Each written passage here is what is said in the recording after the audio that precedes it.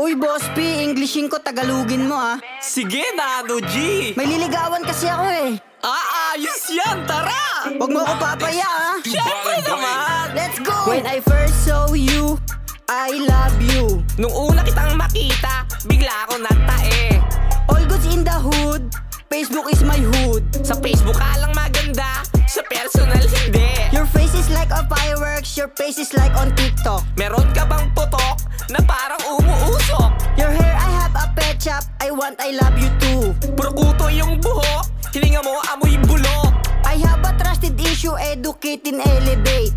Huwag kang magagalit, meron akong kabet. I don't have a confident, but I have a overwhelm. Kahit ikaw ay pangit, di ka pagpapalit. Now calling you a baby, baby I miss you.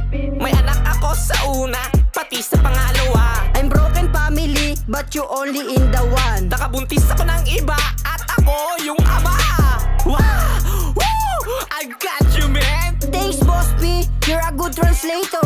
No problem, Nano G! Posibleng di ka pasagutin yan! Thanks again, Boss P. Dito na ako ha! Salamat! Good game! Teka, marunong ako mag-Tagalog pero konti lang eh. Nakabuntis ako ng iba. Hoy! Loko-loko ka talaga eh, no?